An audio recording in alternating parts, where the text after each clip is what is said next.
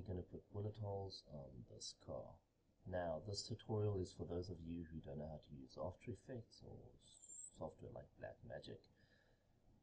First, we're going to look for a green screen effect on YouTube and for an image of a car, a parked car. So just quickly Google parked car and go to images. Now I'm choosing an image because I don't have time right now to work with a video. There's a little bit more that's involved, but if you play around, I'm sure you'll get it right. I'm going to take a side image. I think it will be a better option just for now. Okay, let's go to YouTube and type in green screen bullet hole, on metal.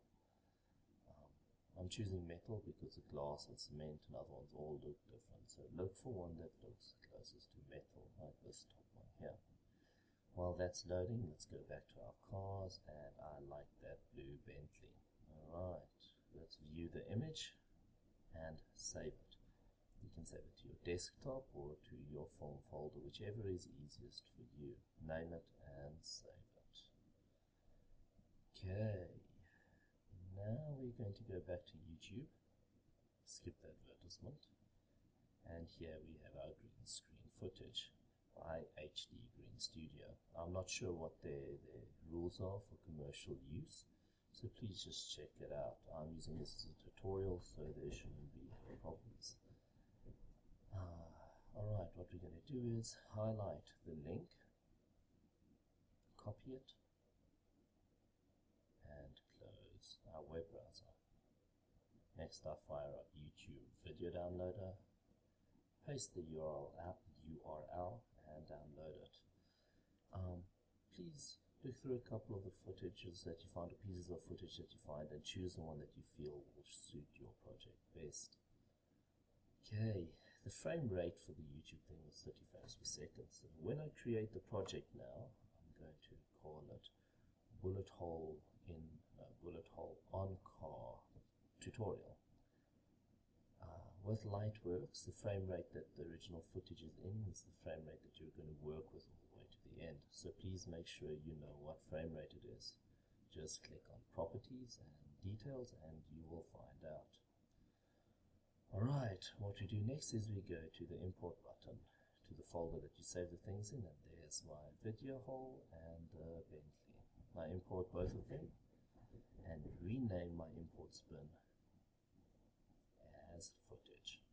The reason we rename our bins is so that they become what we call with Lightworks permanent bins. Alright, now I also got some sound tracks, a gunshot sound effect, and a bullet hits a metal sound effect. I'll put links for these in the description. Please remember this is all for tutorial purposes and not commercial gain. Check their commercial gain properties before using it. Next, I open up a rack and I name it Project, and I drag and drop my two bins inside. This is just so that I don't lose them if I close Lightworks accidentally.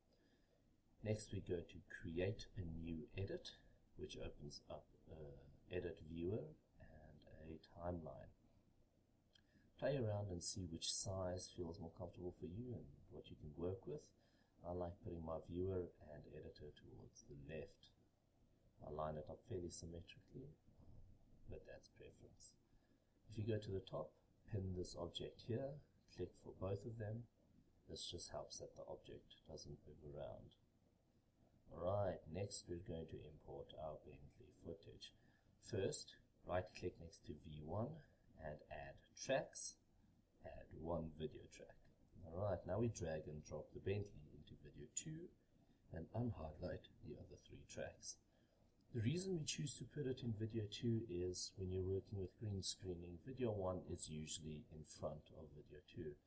So you want the bullet hole to be in front of the Bentley and not the other way around. So we put the Bentley as video 2.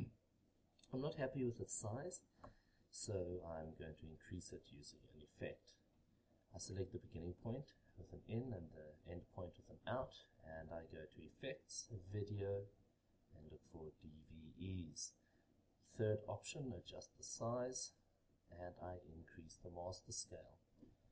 Now it's a little bit distorted, I don't like its positioning, so I use the X, which is left and right, and Y for up and down.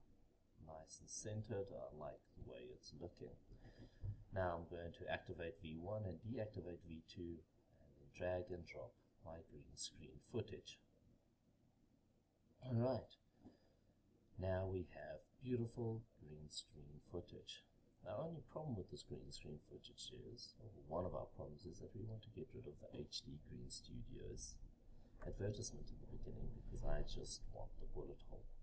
So I'm going to select my endpoint or my mark and park for my out point, which will be just about where the green screen begins, and delete everything I don't need. One big beautiful blotch of green screen with an almost 25mm hole for a bullet. Now this again is too big and it covers our Bentley. So select your endpoint and out point, and we go to Effects. Alright, once we hit Effects, we can go back to Video, DVE, and select the third option once more. Once I've done that, I can decrease the master scale to make it smaller. And the reason we do this is we want it to look more like a 9mm bullet hole. I think a little bit smaller, 0.05.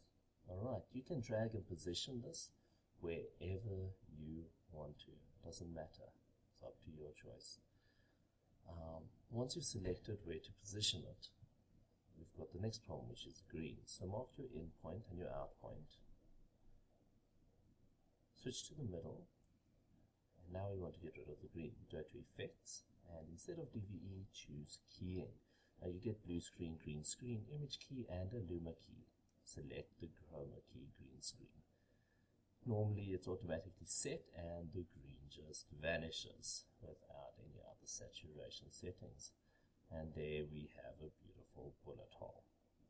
Next I dragged and dropped my sound clips sort of where the bullet hit, and please remember that you normally see the shot before you hear the bullet, but we'll just put it in about the same, a frame or two different.